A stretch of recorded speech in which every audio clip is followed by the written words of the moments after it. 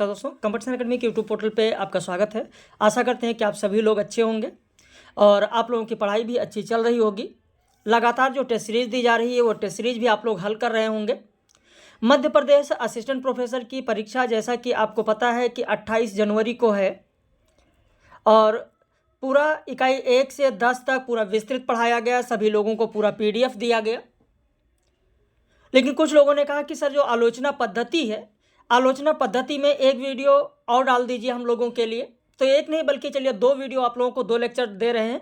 यह पहला लेक्चर है जो कि पब्लिश रहेगा, चैनल पर पब्लिश रहेगा, सभी के लिए रहेगा, जितने भी हमारे व्यूवर्स हैं वो देख सकते हैं पहला पार्ट। तो ये पहला पार्ट पब्लिश किया जा रहा है। अगर आप चैनल पर नए हैं तो ज़रूर चैनल को सब्सक्राइब कर लीजिए। और जो अब समय बच रहा है, 16-17 दिन का जो समय बच रहा है, उसके लिए अगर आपको 10 यूनिट का PDF नोट्स चाहिए जल्दी जल्दी रिवीजन के लिए, बाकी अगर टेस्ट सीरीज आपको चाहिए तो आप हमारे इस नंबर पर संपर्क कर सकते हैं। 25 जनवरी तक लगातार टेस्ट सीरीज चलेगी और जो हो चुकी है वह भी टेस्ट सीरीज आपको उपलब्ध करा दी जाएगी। साथ में आप साहित्य के विद्यार्थी हैं, विश्व हिंदी दिवस की हार्दिक शुभकामनाएं आप सभी को। प्रत्येक वर्ष 10 जनवरी को विश्व हिंदी दिवस मनाया जाता है, जो कि 2006 से प्रारंभ किया गया था।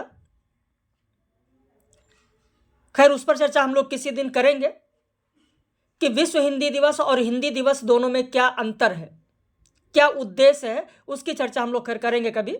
अभी तो 28 जनवरी को MP का पेपर है आप लोगों का, तो इसलिए बहुत ज़्यादा समय नहीं है।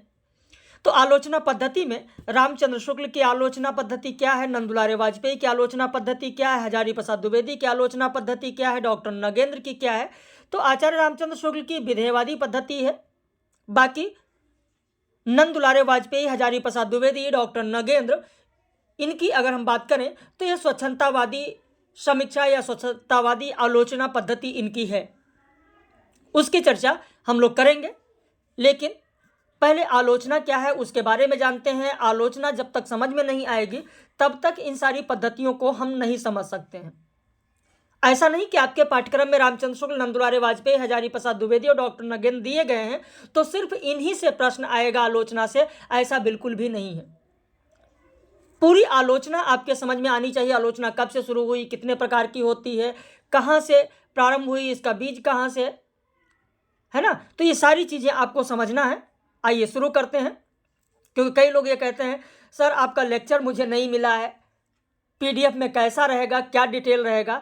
तो जिस PDF से यह वीडियो आप देख रहे हैं यही PDF आपको उपलब्ध कराई जाएगी। यानी जिस PDF से वीडियो लेक्चर दिया जाता है वही PDF लोगों को दिया जाता है, यही PDF नोट्स है। क्योंकि कुछ लोग कहते हैं सर नोट्स कैसा रहेगा, है ना, टोटल हैंड रिटन नोट्स होता है। तो सबसे पहले देखते हैं आलोचना। आलोचना या मूल्यांकन। आलोचना की प्रक्रिया अनिवार्यतः 2 पक्षों पर आधारित होती है, सैद्धांतिक आलोचना और व्यवहारिक आलोचना। सैद्धांतिक आलोचना औपचारिक रूप से भारतीय युग में आरंभ हुई। भारतीय युग में आलोचना के कुछ महत्वपूर्ण विशेषताएं हम लोग चर्चा करेंगे। लेकिन यहां पर जो औपचारिक शब्द देख रहे हैं कि सैद्धांतिक आलोचना औपचारिक रूप से भारतीय युग में आरंभ हुई, आप खुद बताएं क्या किसी विधा या किसी भी चीज का प्रारंभ अचानक तो हो नहीं जाता है कि यहीं से उदय हुआ और शुरू हो गया। जैसे अगर भक्ति काल की हम बात करें तो भक्ति काल तो ऐसा है नहीं कि जो समय निर्धारित किया गया उसी में था, उससे पहले भी उसकी पृष्ठभूमि बनकर तैयार हो गई थी। ठीक उसी तरीके से आलोचना की भी पृष्ठभूमि अगर हम देखें तो पहले ही तैयार हो गई थी, लेकिन औपचारिक रूप से भारतीय युग में प्रारंभ हुआ। अब आप कहेंगे कैसे। आप भक्ति काल में देखें, भक्ति काल या रीति काल में अगर हम देखते हैं, भक्ति काल, रीति काल, देखिए PDF से ज्यादा महत्वपूर्ण लेक्चर होता है। इस चीज पर आप लोग जरूर ध्यान दें, क्योंकि साहित्य सागर है, PDF में सारी चीजें समाहित नहीं की जा सकती हैं। इसीलिए मैं बार बार कहता हूं कि लेक्चर आप लोग जरूर देखें।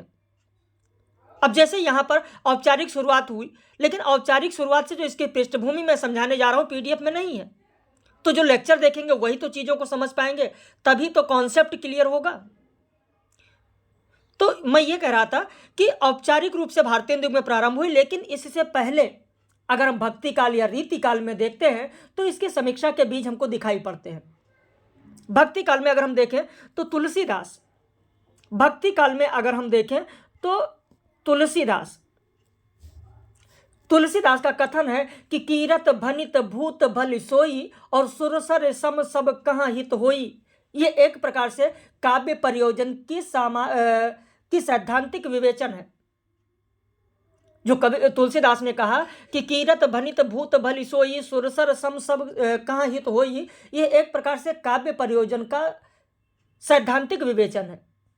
वहीं अगर हम कबीर की बात करें तो कबीर का एक पद है कि संस्कीरत है कूप जल भाखा बहता नीर, ये काव्य भाषा पर, भाषा के लिए उन्होंने कहा कि संस्कीरत है कूप जल भाखा बहता नीर, तो काव्य भाषा पर एक सैद्धांतिक प्रतिमान की प्रस्तुति करता है ये पद। ऐसे रीति काल में अगर हम आते हैं तो रीति काल में घनानंद को देखते हैं, जो ये कहते हैं कि लोग हैं लागे कवित्त बनावत महि तो मोरे कवित्त बनावत, कहते हैं। तो रचनाकार और रचना के गहन आंतरिक संबंध की स्थापना वो करते हैं। लोग हैं लागे कवित्त बनावत मैं तो मेरे कवित्त बनावत, तो घनानंद रचनाकार और रचना के गहन आंतरिक संबंध की स्थापना करते हैं। और जब रीति काल में ही ठाकुर कहते हैं कि डेल सो बनाए आए मिलत सभा के बीच लोगन कवित्त की वो खेल करी जानो है, तो कविता में अलंकारवाद का खंडन करते हैं। यह भी परीक्षा में प्रश्न आपसे पूछा जा सकता है कि डेल सो बनाए आए मेलत सभा के बीच लोगन कवित्त की वो खेल करी जानो है, इसमें कवि ठाकुर किसका खंडन करते हैं? तो कविता में अलंकारवाद का खंडन करते हैं। रीतिवादी आचार्य कवियों ने तो ये लक्षण ग्रंथ परंपरा में चंद्रालोक कथा कुवलयानंद की परंपरा का प्रस्तुतिकरण किया ही है। साथ में ये जो सारे पद कहे हैं उन पद से सैद्धांतिक व्यवहारिक विवेचन पता चलता है। तो ये तो बात हो गई पृष्ठभूमि की। अब आते हैं हम लोग भारतेंदु युग में। भारतेंदु युग के आलोचना की जो प्रमुख विशेषता थी वो विशेषता यह थी कि भारतेंदु का नाटक शीर्षक जो निबंध है इस काल की महत्वपूर्ण उपलब्धि है। यहीं से आप देखेंगे परीक्षा में प्रश्न बनता है, आप लोगों ने पेपर दिया ही होगा, चाहे आप यूजीसी नेट का पेपर दिए हों या फिर किसी भी एग्जाम के लिए पेपर दिए हों, आपने देखा होगा परीक्षा में प्रश्न पूछा जाता है कि नाटक शीर्षक भारतेंदु का नाटक किस विधा की रचना है? तो नाटक निबंध विधा की रचना है। तो इस काल में बहुत सारी आलोचनाएं की गई, जिसमें भारतेंदु का नाटक निबंध इस काल की महत्वपूर्ण आलोचनाओं में शामिल है। इस काल में आलोचना मुख्यतः जो हुई है वो पत्रकारिता के माध्यम से हुई है, चाहे वो हरिश्चंद्र मैगजीन हो भारतेंदु की, चाहे वो कवि वचन सुधा हो भारतेंदु की, या हिंदी प्रदीप हो बालकृष्ण भट्ट की, या ब्राह्मण पत्रिका हो प्रताप नारायण मिश्र की, या आनंद कादम्बिनी हो बद्री नारायण चौधरी की। इन सभी से आलोचना प्रारंभ हुई। अब यहाँ पर अगर ये मैंने बताया है तो यहाँ पर कुछ चीज़ें और देखिए, जितना आप समय देंगे उतना ही बेहतर होगा। आप तो जानते हैं कि 6-7 महीने का पूरा कोर्स होता है, 6-7 महीने बैच चलता है, एक एक चीज़ें विस्तृत कराई जाती हैं। अब समय कम है तो इसलिए उतना डिटेल तो नहीं चल पा रहे हैं, फिर भी कोशिश करते हैं कि ज़्यादा से ज़्यादा चीज़ें आप तक पहुँचाई जाए। यहाँ पर जो भारतेंदु मैगजीन की बात की, बस 1 मिनट का समय दीजिए। जो भारतेंदु मैगजीन की बात की गई ये मासिक पत्रिका थी। बाद में इसी जो ये हरिश्चंद्र मैगजीन थी, ये मासिक पत्रिका थी, बाद में इसी का नाम हरिश्चंद्रिका कर दिया गया। ये 1883 में प्रारंभ हुई थी और वाराणसी से प्रकाशित होती थी। कवि वचन सुधा की बात करें तो ये भी आरंभ में मासिक पत्रिका ही थी, बाद में पाक्षिक हो गई और फिर साप्ताहिक हो गई। ये 1868 में ये भी वाराणसी से प्रकाशित होती थी, ये 1868 की है। वहीं हिंदी प्रदीप की अगर बात करें तो मासिक पत्रिका थी, 1877 से प्रकाशित होती थी। बालकृष्ण भट्ट की है जो कि इलाहाबाद से प्रकाशित होती थी। प्रकाशन वर्ष भी पूछा जा सकता है, यह प्रकाशन वर्ष के अनुसार भी परीक्षा में पूछा जा सकता है। ऐसे ब्राह्मण पत्रिका, ये भी मासिक पत्रिका थी, 1880 में प्रकाशित होना प्रारंभ हुई कानपुर से। ऐसे आनंद कादंबनी की अगर बात करें तो यह भी मासिक पत्रिका थी जो कि 1881 में प्रकाशित होना शुरू हुई मिर्जापुर से। तो इनका प्रकाशन स्थान, प्रकाशन वर्ष भी आपको ध्यान रखना है, इसलिए मैंने यहां पर आपको यह बता दिया है। तो इस काल की आलोचना मुख्यतः पत्रकारिता के माध्यम से हुई। इस काल में व्यवहारिक आलोचना का भी चलन था, यानी भारतीय युग में व्यवहारिक आलोचना का भी चलन था, जिसकी शुरुआत हिंदी प्रदीप में सच्ची समालोचना शीर्षक स्तंभ से हुआ। अब आपसे यह भी प्रश्न पूछा जा सकता है कि सच्ची समालोचना स्तंभ किस पत्रिका का है? तो हिंदी प्रदीप का है। और इसी स्तंभ में लाला श्रीनिवास दास के नाटक संयोगिता स्वयंवर की समीक्षा हुई, जो हिंदी की पहली व्यवहारिक समीक्षा थी। तो यह भी आपसे प्रश्न बन सकता है, पूछा जा सकता है कि हिंदी की पहली व्यवहारिक समीक्षा कौन सी थी? संयोगिता स्वयंवर। और इसी सच्ची समालोचना शीर्षक में ही भट्ट जी ने नील देवी, परीक्षा गुरु आदि रचनाओं की भी व्यवहारिक समीक्षाएं प्रस्तुत की। और यह वही काल है जिसमें शिव सिंह सरोज और the modern vernacular literature of northern Hindustan साहित्य इतिहास लिखा गया, जिसमें सीमित मात्रा में आलोचनात्मक तत्व विद्यमान थे। अब यह देखिए कितना महत्वपूर्ण तथ्य आपके लिए बन रहा है। पूछ लिया गया कि शिव सिंह सरोज या ऐसे कि निम्न में से कौन सा साहित्य इतिहास भारतेंदु युग में लिखा गया? तो शिव सिंह सरोज या और नाम रहेगा तो the modern vernacular literature of Hindustan. तो इस काल की हिंदी समीक्षा में उपयोगितावादी, नैतिक व राष्ट्रीय दृष्टिकोण रूप देखने को मिलता है। यहां पर रूपवादी समीक्षा नहीं हुई है, यहां पर उपयोगितावादी समीक्षा हुई है, जिसमें नैतिक व राष्ट्रीय दृष्टिकोण देखने को मिलेगा। तो इस तरीके से भी परीक्षा में प्रश्न बन सकता है कि निम्न में से किस युग में रूपवादी समीक्षा नहीं मिलती है? तो भारतेंदु युग में नहीं मिलती है। तो ये तो भारतेंदु युग की बात हमने की, लेकिन वैसे आलोचना का काल विभाजन अगर हम करें तो आलोचना के काल विभाजन को शुक्ल जी को आधार मानकर किया जाता है। शुक्ल पूर्व युग आलोचना, शुक्ल युगीन आलोचना, शुक्लोत्तर युगीन आलोचना, समकालीन आलोचना।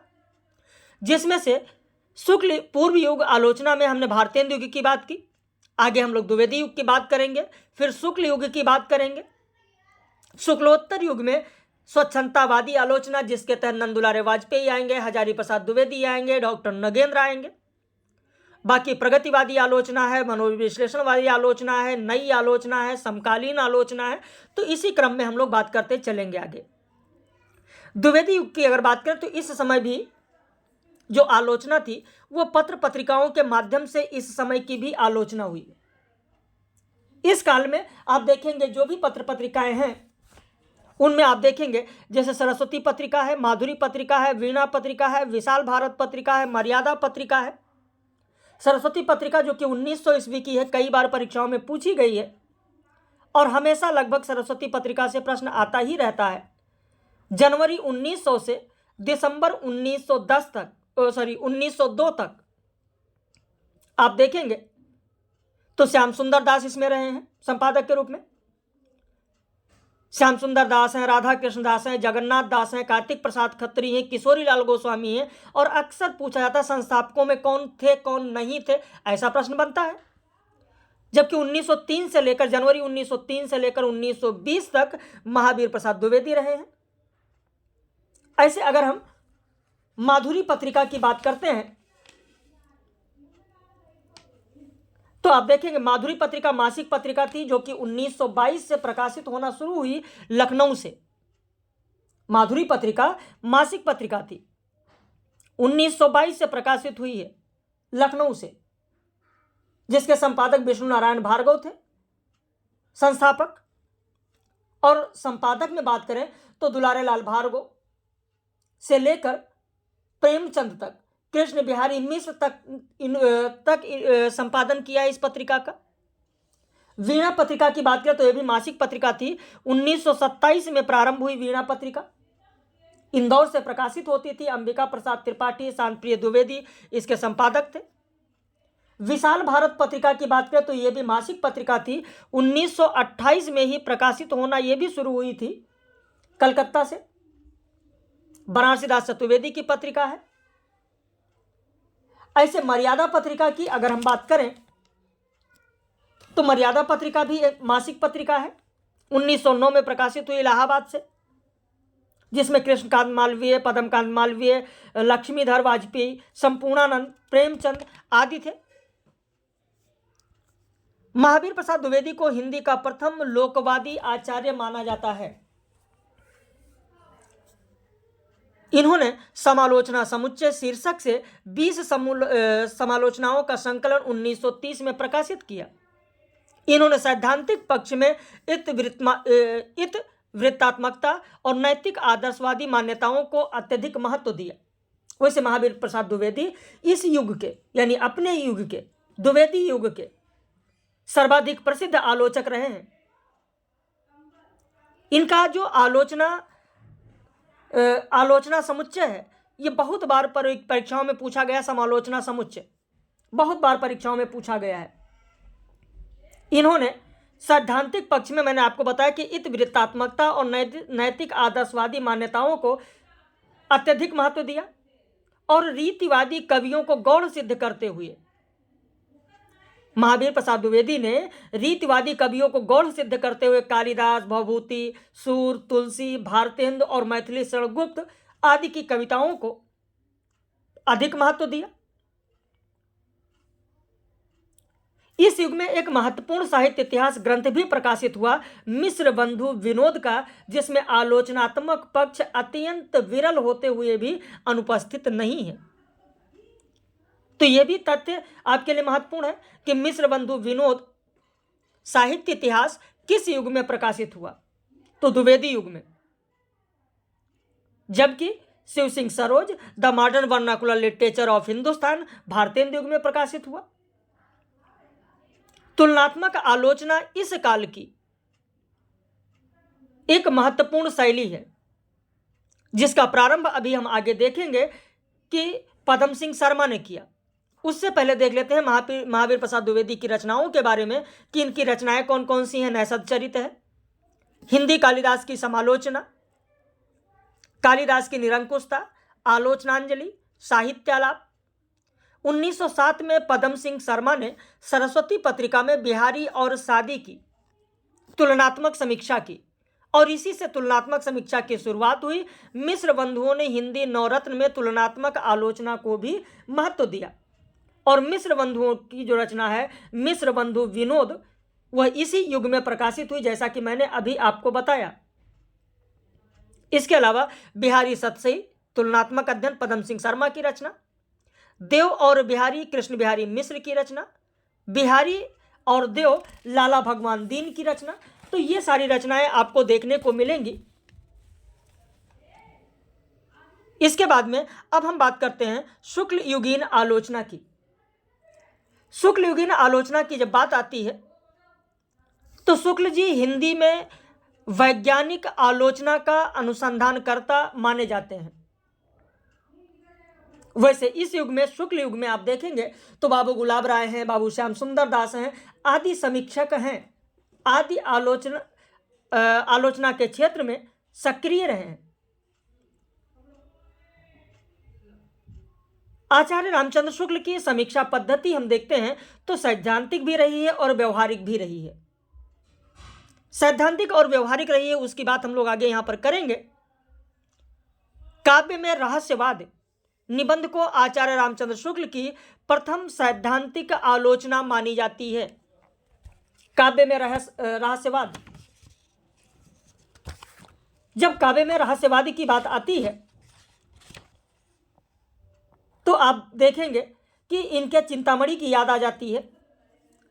चिंतामणि भाग 1, चिंतामणि भाग 2, चिंतामणि भाग 3, चिंतामणि भाग 4। क्योंकि रस मीमांसा और चिंतामणि भाग 2 इनकी सैद्धांतिक आलोचना है। चिंतामणि भाग 1 जिसमें 17 निबंध संकलित है, जिसका संपादन रामचंद्र शुक्ल ने किया। चिंतामणि भाग 2 जिसमें 3 निबंध है, विश्वनाथ प्रसाद मिश्र ने संपादन किया। चिंतामणि भाग 3 जिसमें 21 निबंध है, नामवर सिंह ने संपादन किया। चिंतामणि भाग 4 जिसमें 47 निबंध हैं, कुसुम चतुर्वेदी और ओम प्रकाश सिंह ने संपादन किया। आचार्य रामचंद्र शुक्ल को हिंदी का पथिकृत आचार्य कहा जाता है। इनकी आलोचना विधि तार्किक, विश्लेषणात्मक और निगमनात्मक है। इनकी आलोचना विधि पर तेन के प्रत्यक्षवाद या विधेयवाद का प्रभाव देखने को मिलता है। आचार्य रामचंद्र शुक्ल की आलोचना दृष्टि पर रामचरितमानस का गहरा प्रभाव है। उनकी रुचि लोक मंगल में है, न कि अलौकिक या आध्यात्मिक आनंद में। उन्होंने रसवाद को मनोवैज्ञानिक आधार प्रदान किया। व्यक्ति हृदय के लोक में लीन होने की अवस्था ही रस दशा है। यह रस दशा के बारे में उन्होंने कहा है। रस दशा के बारे में उनका यह बहुत ही महत्वपूर्ण कथन है। उन्होंने कविता के 2 प्रकारों की चर्चा की। कविता के 2 प्रकारों की चर्चा की, आनंद की साधना अवस्था का काव्य और आनंद की सिद्धा अवस्था का काव्य। आनंद की साधना अवस्था और सिद्धा अवस्था का काव्य। वैसे जब लोक हृदय में इस रस दशा की बात होती है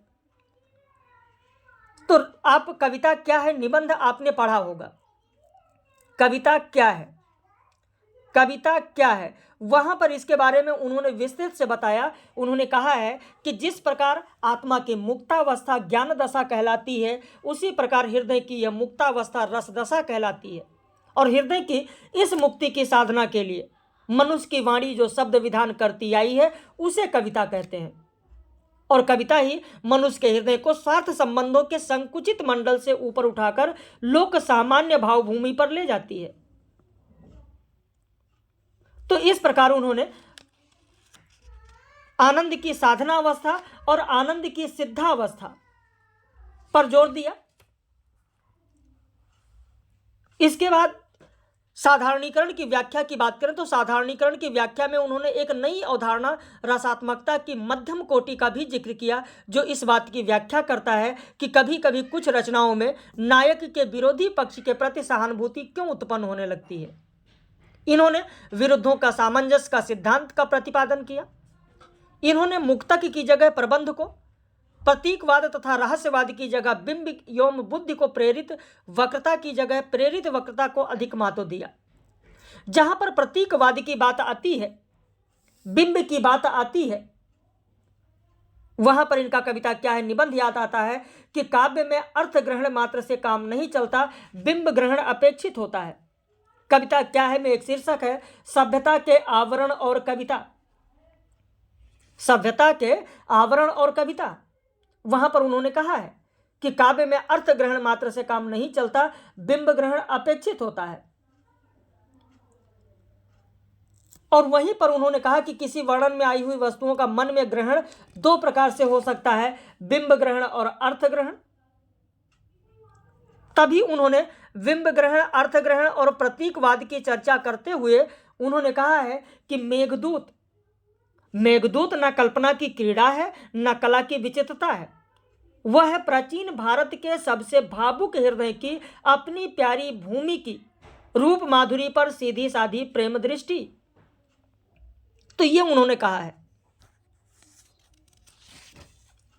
आगे हम देखते हैं कि गद्य साहित्य के संदर्भ में आचार्य रामचंद्र शुक्ल ने कहा है कि यदि गद्य कवियों की कसौटी है तो निबंध गद्य की कसौटी है।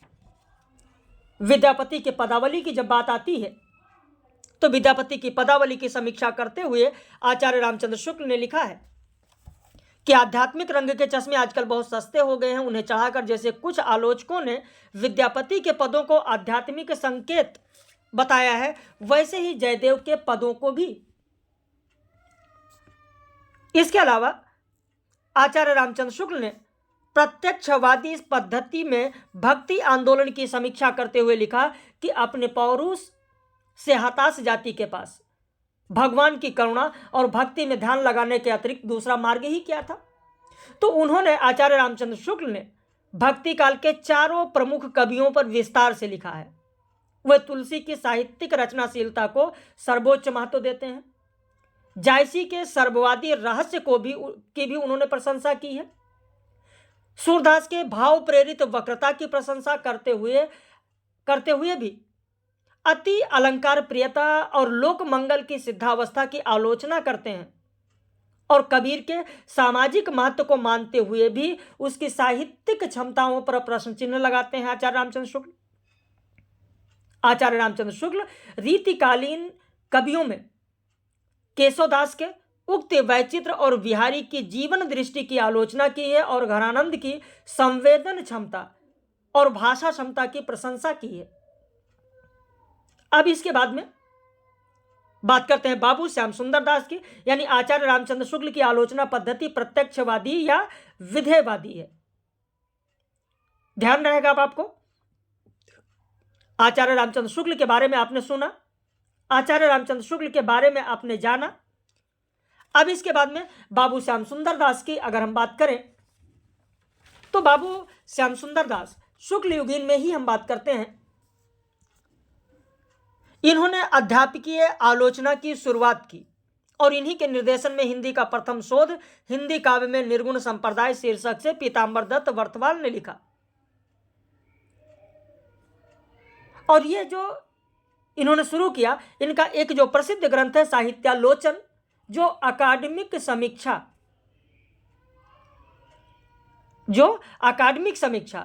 अर्थात एमए के विद्यार्थियों को जानकारी देने के लिए लिखा गया था, यह साहित्यालोचन। यह भी आपसे महत्वपूर्ण प्रश्न बन सकता है परीक्षा में कि साहित्यालोचन किन विद्यार्थियों को जानकारी देने के लिए लिखा गया था। तो एमए के विद्यार्थियों को, यह चीज ध्यान रखिएगा, एमए के विद्यार्थियों को जानकारी देने के लिए इन्होंने साहित्यालोचन लिखा। इनकी व्यवहारिक आलोचनाओं में हिंदी साहित्य का इतिहास, कबीर ग्रंथावली की भूमिका, भाषा विज्ञान, भारतेंदु हरिश्चंद्र, ये सब प्रमुख ग्रंथ हैं। इन्होंने सैद्धांतिक और व्यवहारिक दोनों प्रकार की समीक्षाओं पर काम किया है, दोनों में समन्वय साधने की कोशिश की है। इनका महत्व यह है कि रस और अलंकार के साथ साथ इन्होंने उपन्यास, कहानी जैसी समकालीन विधाओं का भी विवेचन किया है। तो यह बात हो गई बाबू श्याम सुंदर दास की। बाबू गुलाब राय की अगर हम बात करें, वैसे बाबू श्याम सुंदर दास ने तुलसी और भारतेंदु पर गवेषणात्मक आलोचना भी लिखा है। बाकी विश्वनाथ प्रसाद मिश्र हो गए, बाबू गुलाब राय हो गए, लक्ष्मी नारायण सुधांशु हो गए, इनकी रचनाएं भी परीक्षाओं में पूछी जाती हैं। जैसे मैं अगर बात करूं यहां पर बाबू गुलाब राय की, बाबू गुलाब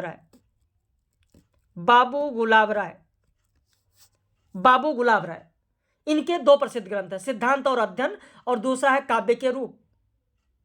इनका बाबू गुलाब राय का मुख्य योगदान छायावाद के दर्शन को स्पष्ट करना और हिंदी साहित्य की अकादमिक आवश्यकताओं की पूर्ति करना था।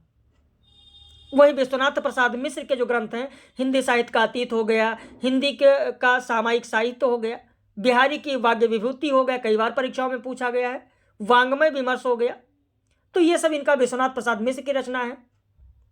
ऐसे लक्ष्मी नारायण सुधांशु की भी रचनाएं हैं, जैसे काव्य में सिद्धांत हो गया, जीवन के तत्व हो गया, ऐसी कई रचनाएं हैं।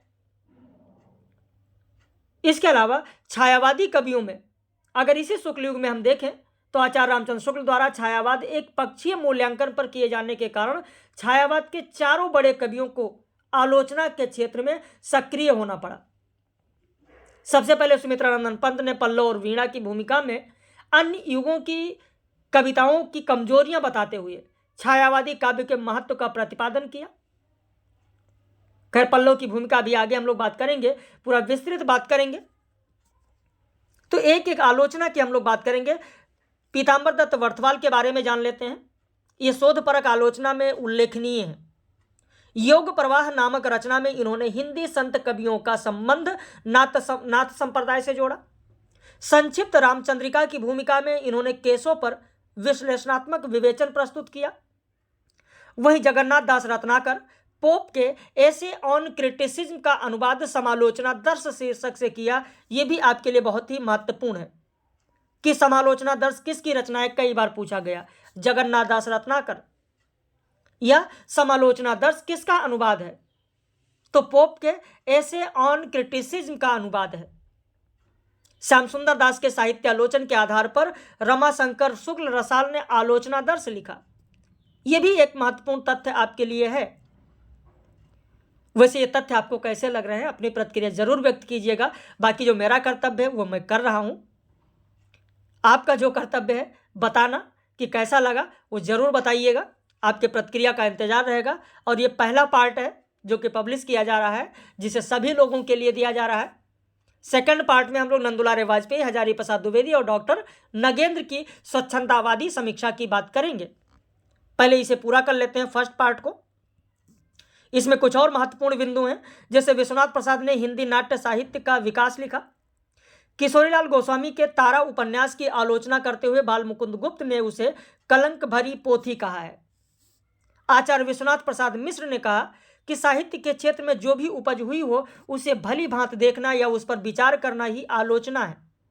रामविलास शर्मा ने भारतेंदु युग को राष्ट्र की नव चेतना का युग कहा। मिडलटन मरे ने आलोचना को कला की सजगता कहा। बालकृष्ण भट्ट व्यवहारिक आलोचना के जनक माने जाते हैं। छायावादी कवियों का आलोचना कर्म अगर देखें, जैसा कि अभी हम चर्चा कर रहे थे, जयशंकर प्रसाद। इंदु पत्रिका में प्रसाद जी की संपादकीय टिप्पणियों से स्वच्छंदतावादी समीक्षा के बीज बिंदु दिखाई पड़ते हैं। छायावादी काव्य की मूल चेतना कैसी है, तो व्यक्तिवादी है, जो प्रसाद में आनंद भाव, निराला में अद्वैत भाव, पंत में आत्मरति और महादेवी में परोक्ष रति के रूप में प्रकट हुई है। जयशंकर प्रसाद का नजरिया शोधात्मक, सौंदर्यवादी और सांस्कृतिक है। उन्होंने अपने मृत्यु से ठीक पहले 1936 में हंस पत्रिका में कई आलोचनात्मक लेख लिखे, जिसका संकलन 1939 में काव्य और कला तथा अन्य शीर्षक से हुआ। तो यह एक तथ्य बनता है कि काव्य और कला में संकलित निबंध किस पत्रिकाओं में प्रकाशित हुए थे, तो हंस पत्रिका में। उसी का संकलन है काव्य और कला। सूर्यकांत त्रिपाठी निराला की अगर बात करें, तो निराला कविता के बारे में लिखते हैं कि वह परिवेश की पुकार है। उन्होंने हिंदी का जातीय छंद कवित्व को माना। निराला ने विद्यापति और चंडीदास पर समीक्षा लिखी। 1930 में परिमल की भूमिका में उन्होंने पारंपरिक छंद शास्त्र का खंडन करते हुए मुक्त छंद के रूप में नए शास्त्र की समीक्षा की। तो इस तरीके से आप देखेंगे कि इन सारी चीजों की हम लोग बात यहां पर कर रहे हैं। जो समीक्षा की बात हो रही है, उस समीक्षा में आप देख रहे हैं कि एक एक पर चर्चा हम लोग यहां पर कर रहे हैं। यहीं पर आप देखें, जहां पर हम लोग बात कर रहे हैं विद्यापति की, निराला की जो बात यहां पर हमने की कि निराला ने विद्यापति और चंडीदास पर समीक्षा लिखी।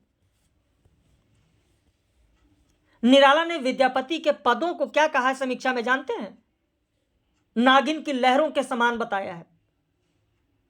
जब विद्यापति की बात आती है, निराला की बात आती है, निराला ने समीक्षा में नागिन की लहरों के समान बताया विद्यापति के पदों को, नागिन की लहरों के समान बताया। तो यहीं पर याद आ जाता है कि पदावली के बारे में रामचंद्र शुक्ल ने भी कहा, भी मैंने आपको बताया कि आध्यात्मिक रंग के चश्मे आजकल बहुत सस्ते हो गए हैं और उन्हें चढ़ाकर जैसे कुछ लोगों ने गीत गोविंद को आध्यात्मिक संकेत बताया, वैसे ही विद्यापति के इन पदों को भी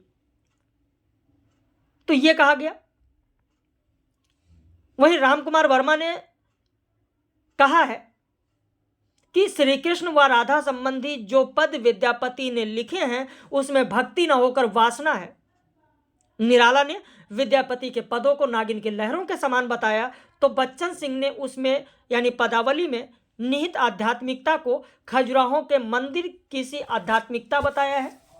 तो ये सब बहुत सारे तथ्य देखने को मिलेंगे। 1930 में परिमल की भूमिका में पारंपरिक छंदशास्त्र का खंडन करते हुए मुक्त छंद के रूप में नए छंदशास्त्र की स्थापना की गई सूर्यकांत त्रिपाठी निराला के द्वारा।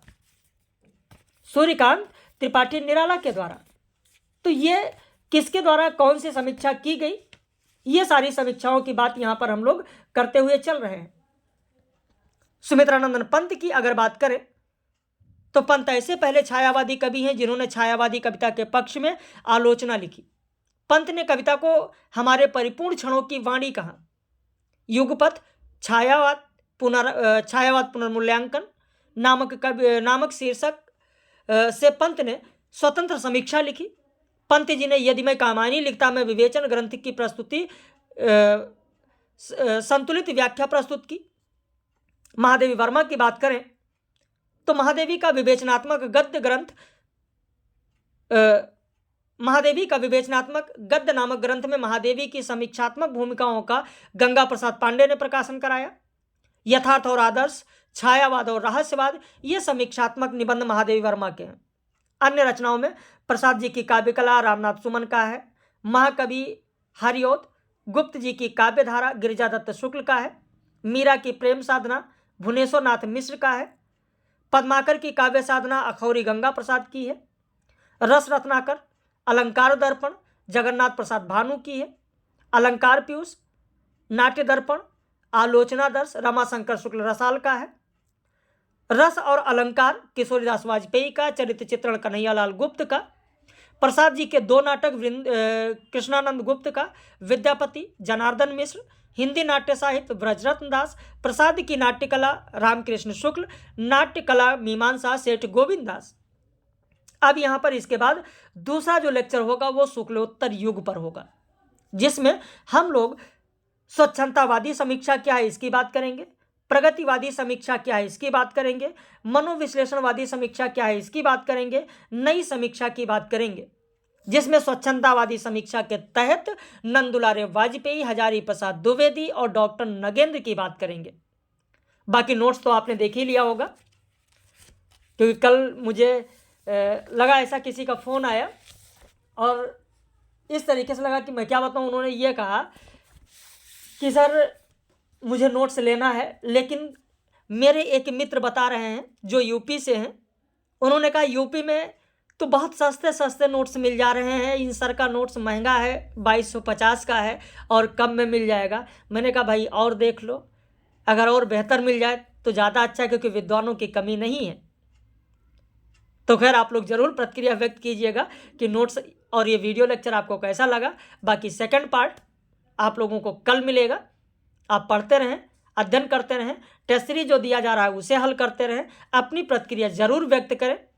बाकी सेकंड पार्ट में शुक्लोत्तर युग में हम लोग कल मिलेंगे। ये 37-38 मिनट का लेक्चर हो गया है, इसे आप लोग देखिए और अपनी प्रतिक्रिया व्यक्त करें।